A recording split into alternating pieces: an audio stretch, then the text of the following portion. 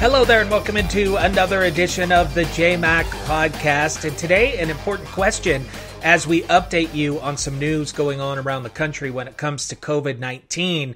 This question is going to come up in the state of Utah. I am raising it as early as possible so that we can have the discussion. And the question is, should we ban Halloween this year? And I know the thought of that, it just rips my heart out of my chest.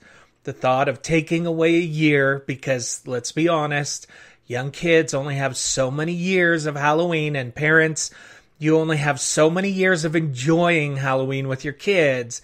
The idea of taking a year from them because of the pandemic, it's hard to take. So I want to see if we can figure this out. But again, I think we need to start thinking about this right now. One of the reasons that I'm bringing this up is because other cities around the country are already looking at this. One of them being Los Angeles. They came out last week and they said they were banning trick-or-treating. They have walked that back a little bit. But again, this is going to be something we have to look at in the state of Utah. Pandemic scaring off our scariest holiday. LA County health officials worried traditional Halloween activities could spread the coronavirus. For this year, it's just simply not safe to celebrate in the ways that we usually do. Here's what the health department wants residents to avoid this Halloween. Any door-to-door trick-or-treating, so-called trunk-or-treating, where kids go from car to car and grab candy, gatherings and parties, even if they're held outdoors, and carnivals, festivals, and haunted houses. There are some options for kids, though, including online Halloween parties and contests, car parades where people dress up or decorate their vehicles and maintain physical distancing requirements, or drive-through trick-or-treating where people stay in their cars, drive-in movie events, and, of course, decorating homes and yards. Some activities are not prohibited under the health officer order. Other activities we think don't make sense during a pandemic. Well, I think about all the things that happen in the state of Utah for Halloween. This is a huge haunted house state. Now, I have lived in many other states, California, Hawaii, Nevada, Dallas, Florida. Would you be surprised if you haven't lived outside of Utah that I don't think there's any other state in the country that has haunted houses the way that we do in the state of Utah? What are those haunted houses going to do? I'm sure they're already working on that and figuring out how to have a COVID-free haunted house environment. But these haunted houses are large groups of people streaming through, mazes of scary things. They're close together. I'm assuming they're all going to be required to wear a mask. I'm not sure how they're going to do this. So you've got the haunted houses, and then you've got trick-or-treating, trunk-or-treating, corn mazes. I mean, this is just such a fun time of year for so many people, adults and children alike. What does it look like in the face of a pandemic? Again, we should be hearing about this already. I think the state of Utah, I'm sure they're having meetings. I hope that within the next days or weeks, we're going to see some guidelines come out. Now, I would like to think that we can still do this, but it requires everybody to play along. If we could have some level of comfort and assurances that people would follow certain guidelines during trick-or-treating, then I think we could pull this off. The problem is that so many people are unwilling to follow the guidelines because of, quote, civil liberties. And we've talked about that extensively here on this program. Again, to me, this is about public safety. It's about loving your neighbor. It's about eliminating the virus from our society as quickly and efficiently as possible so that we can get back to normal. That's why I choose to wear a mask, and that's why I encourage you to wear a mask. It's the fastest route back. And in fact, coming up in a minute, I'm going to share with you some more really valuable information about how important masks are and why they work the way that they do. So my wish is that for Halloween, and I'm just going to speculate here about what the guidelines would be. I'm not an epidemiologist. I'm not a health expert, but I have followed the COVID virus extensively. I read everything I can about it. Today I was listening to a story about how it spreads, what it does to the individual cells, why it's so hard to combat, all of those things.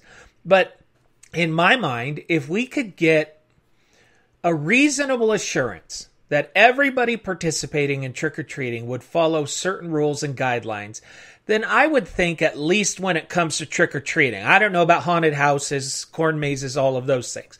That's a different story. But at least when it comes to trick-or-treating, I would think that we could all get on board and make this happen. How? Well, a couple of guidelines just off the top of my head, and share what you think in the comments of this podcast of what guidelines you think we would have to follow. First of all, anyone handing out candy would have to wear a mask and possibly gloves. And I would think that you would have to put the candy in a bowl and hold it out, and the kids would have to get the candy out. The problem with that is, if you've got kids who have the virus, are they spreading it in the bowl from one person to another? Again, this is very difficult. And then I would think that kids who are out trick-or-treating and adults who are out trick-or-treating, you need to wear a mask. Now, you may say, I'm not going to wear a mask. Well, this is the one day a year when everybody can wear a mask. It's Halloween. A lot of kids are going to be in masks anyway. So incorporate the mask into the costume. And that way, everybody can be safe. You can have social distancing on the doorstep. Again, I would like to think that this could happen. I would hate for it not to be able to happen. But again, can we handle it? Can we handle it? Can we do this right? So far, from what I've seen, I don't know. I don't know if we can. Is it going to become this big political issue? Are people going to be out protesting because they want to go trick-or-treating and they're being told by the state not to? And then that's another violation of civil rights. Halloween could end up being a super spreader event. Now, some of you are saying, kids, it doesn't matter if kids catch it. They're practically immune. Well, we know that that's not true, and we know that they spread it. I just saw a story yesterday that talked about how kids in preschools are taking the virus back home. They're spreading it amongst themselves. The kids aren't getting sick, and then they're spreading it to the adults at home. And that's what makes this so dangerous, because the kids don't get sick. Listen, it would be better if the kids got sick just a little bit, if they showed signs. And one of the stories, again, that I was reading today was that one of the things that this virus does is it tricks the immune system. So what should be happening is your immune system senses that there is some outside agent inside the body. And that's when the fever starts. That's when the mucus starts to form. But what happens with COVID-19 is it tricks the immune system. It actually shields the immune system, and it goes in stealth mode so that the immune system doesn't know to kick in. And that's why COVID is so dangerous compared to other illnesses, because the body doesn't show signs. If our kids would just get sick a little bit and show symptoms, then we could tell any kid who's sick to stay home from school, to stay home from preschool. And if even adults in the first week of getting this thing would just show symptoms, then we just tell every adult to stay home and to quarantine. But you can be a carrier of this thing, and it's tricked your immune system, and you're out spreading it, and you don't even know it. And that's why this thing is so problematic. And that's why masks are so important. Now, I have this video. It's from a YouTube channel called Minute Physics. I'm going to play part of this video for you. It's about the math of wearing a mask, and I think this is very important information.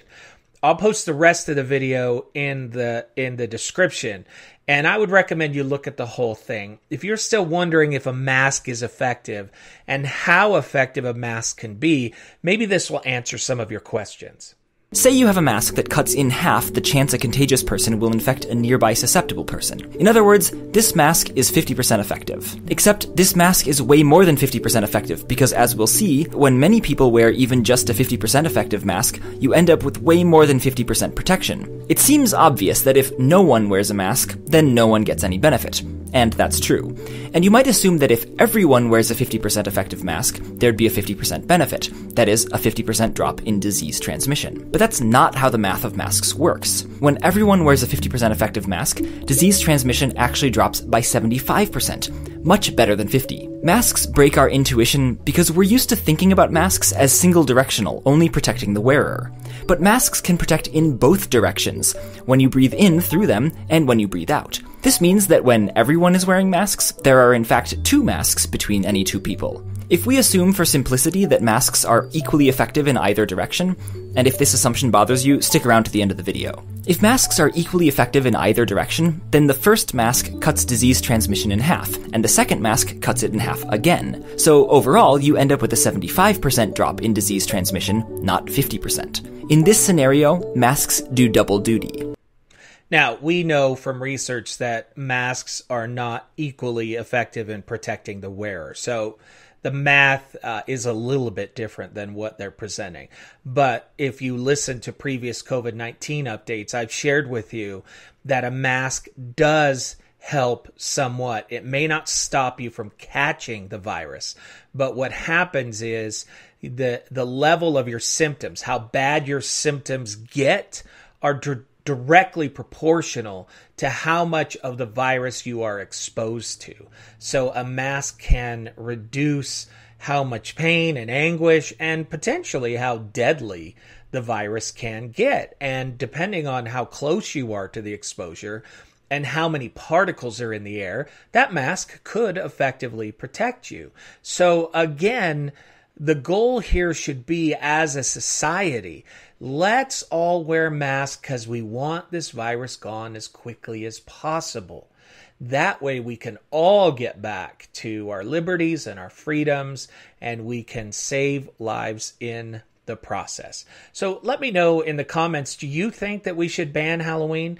What steps do we need to take in order to make Halloween happen? I would love to see that be able to go forward in the state of Utah. Unfortunately, over the last few days, we've seen COVID cases going up in Utah again. If we're in a relapse, if we're going backwards as Halloween approaches, that will not be a good thing. So let's start the discussion. Let's have it now. And hopefully we can come up with a way to give our kids the wonder of Halloween. And hey, I want to take a minute and thank those of you who have supported this podcast, either through a monthly subscription or just over the last few days, I've gotten several one-time donations. Thank you so much to those of you who are supporting this podcast and helping me bring fearless honesty to you on a regular basis. And don't forget to like, share, comment, and let everybody know about this podcast.